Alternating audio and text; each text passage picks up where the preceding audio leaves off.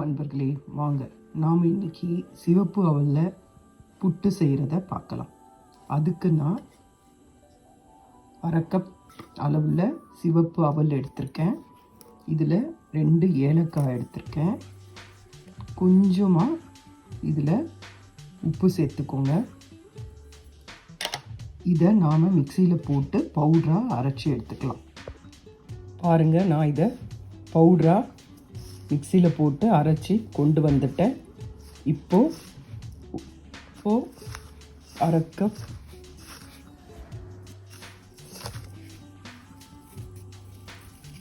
இப்போ பாருங்கள், 1/4 cup warm water எடுத்துக்கோங்க. நான் 1/2 கப் எக்ஸ்ட்ரா எடுத்துருக்கேன். ஏன்னா தேவைன்னா நம்ம எடுத்துக்கலாம். கொஞ்சம் கொஞ்சமாக தண்ணியை ஆட் பண்ணி நம்ம புட்டு மாவு எப்படி பிசையுமோ அதே மாதிரியே இதை பிசையணும்.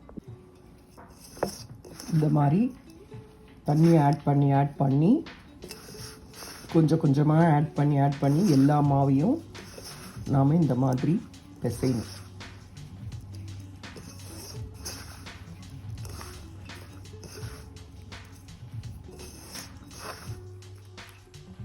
பிடிச்சா வருது.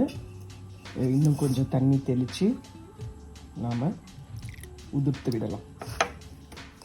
இந்த மாதிரி பண்ணிவிட்டு ஒரு 10 நிமிஷம் அப்படியே இதை ஊற வைங்க. ஊற வச்சுட்டு அதுக்கப்புறம் வாங்க பார்க்கலாம்.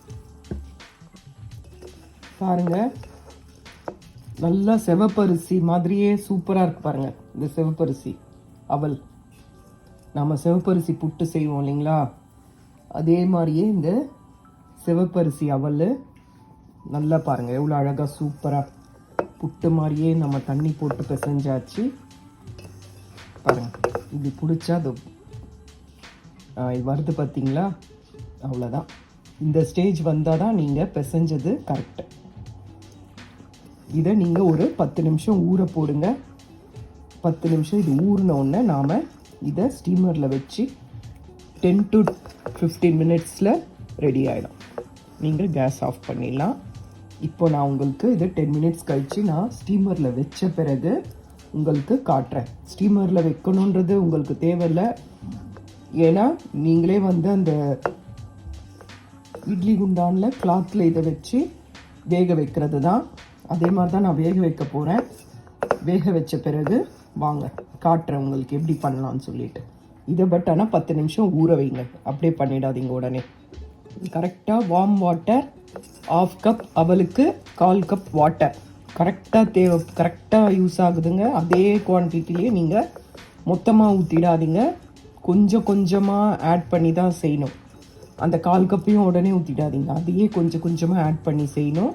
1/2 கப்புக்கு 1/4 கப் வாட்டர் நல்லா வரும். இதே மாதிரி நல்லா உதிரியாக பளபளன்னு வரும். இந்த மாதிரி மாவை பிசைஞ்சிக்கோங்க.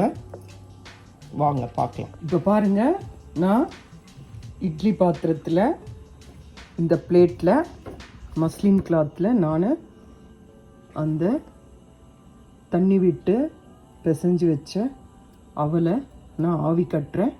10 to 15 மினிட்ஸ் தான். அதுக்கு மேலே ஆவி கட்ட தேவையில்லை. அது வரைக்கும் இதை வேக வைங்க. இதை கிளாத்தை போட்டு க்ளோஸ் பண்ணிவிட்டு வேக வைங்க. 15 மினிட்ஸில் வேக வச்சு எடுத்துக்கோங்க.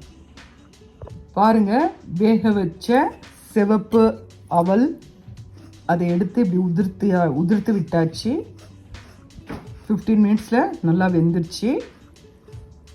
இப்போ நான் ஒரு ஸ்பூன் நெய்யில் முந்திரி, திராட்சை, தேங்காய் இது 3த்தையும் அதில் வறுத்து வச்சுருக்கேன். அதை நான் இதில் ஆட் பண்ணிக்கிறேன். ஆட் பண்ணிவிட்டு நாம் இதில் ஒரு 1/4 கப் சுகர் ஆட் பண்ணிக்கிறேன். உங்களுக்கு ஒயிட் சுகரோ இல்லை ப்ரௌன் சுகரோ நீங்கள் எது வேணாலும் நீங்கள் இதில் ஆட் பண்ணிக்கோங்க. உங்களுக்கு தேவையான அளவு நீங்கள் சுகர் எடுத்துக்கோங்க. நான் 1/4 கப் சுகர் மட்டும் ஆட் பண்ணுறேன்.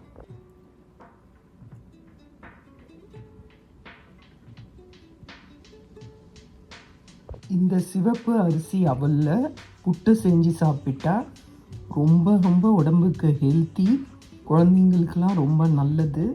அதனால் இதை நீங்கள் ரொம்ப செய்கிறதும் ரொம்ப ஈஸி. அதனால் இதில் முந்திரி, திராட்சை தேங்காய் எல்லாம் நெய்யில் போட்டு வறுத்து இதில் போடுறனால இதனோட டேஸ்ட்டு ரொம்ப சுவையாக இருக்கும், நல்ல வாசமாக இருக்கும். அதனால் இதை செஞ்சு பாருங்கள், ரொம்ப நல்லாயிருக்கும். செஞ்சு பார்த்து உங்கள் குழந்தைங்களுக்கும் கொடுங்க. இது ரொம்ப நல்ல டிஷ்ஷு, ரொம்ப ஈஸியான முறையில் ரொம்ப சீக்கிரமாகவே செஞ்சிடலாம்.